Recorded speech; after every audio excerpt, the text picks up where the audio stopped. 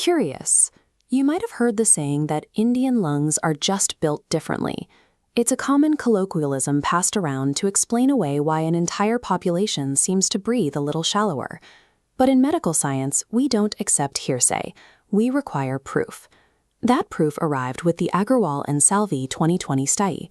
Researchers established a definitive baseline by testing the VADU cohort, a strictly monitored, carefully selected group of 1,258 healthy Indian adults. This chart shows exactly what they found. When we map the VADU cohort's forced vital capacity and FEV1 against the standard global blueprint, the GLI-2012 Caucasian baseline, the Indian measurements fall strictly 10 to 15% below the global mark. But look at the internal mechanics. The ratio between those two measurements remains completely normal. These lungs aren't diseased or struggling. They are healthy, just physically smaller in total volume. Because of this discrepancy, for decades, doctors using the standard global blueprint looked at perfectly healthy Indian patients and misdiagnosed them with mild respiratory restriction. This forces us to ask an engineering question. Is this lower baseline simply a genetic factory setting, or is an external variable breaking the construction process? Figuring this out matters. If we use a flawed baseline, we mask the actual problem. We can't tell the difference between a natural anatomical trait and a person who is silently suffering from environmental damage. To isolate the variables, we examine the nature side of the equation by looking at non-resident Indians raised entirely in low-pollution Western environments. The data shows that these NRIs still register modestly lower lung volumes compared to their local Western peers. A baseline genetic component does exist. Then we test the nurture variable. When we study children raised right here in Delhi NCR, we see an extreme deficit that pushes far past that modest genetic dip. We can prove this by moving south. Kids growing up under the clear skies of cities like Mysore don't show the same severe restriction as the children in the capital. The contrast gets even sharper when we compare NCR data against measurements from rural, high-altitude environments like Himachal Pradesh, where the air remains mostly pristine. The genetics may load the gun by setting a slightly lower potential baseline, but the extreme local environment is pulling the trigger to force that severe 15% deficit. A human lung isn't born fully formed. It has to be constructed over time. The primary building blocks for this are tiny air sacs called alveoli. This graph tracks that construction timeline. From birth up to age 2, alveoli multiply at an explosive rate.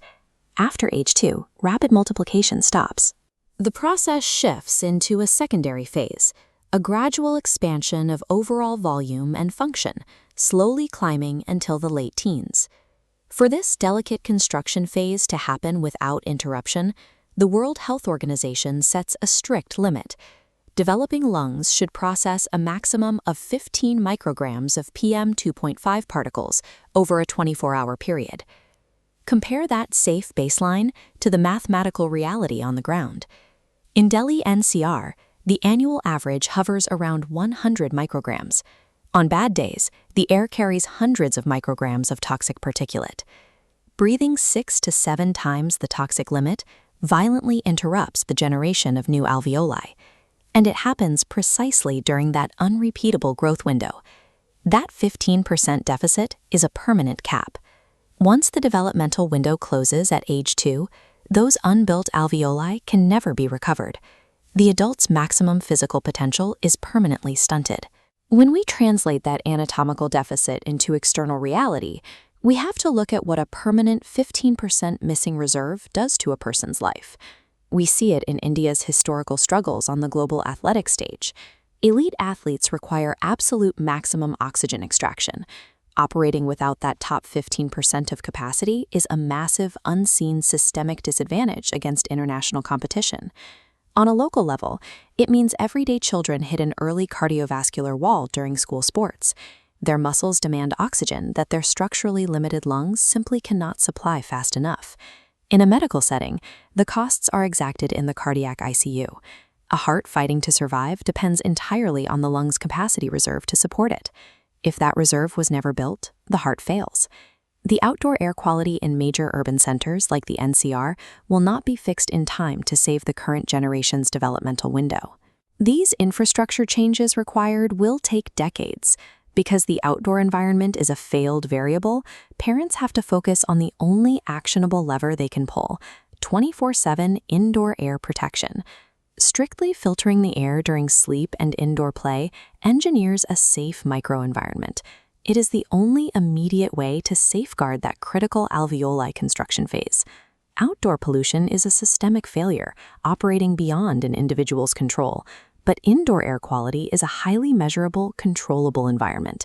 Taking control of that space is how you guarantee a child's future physical potential.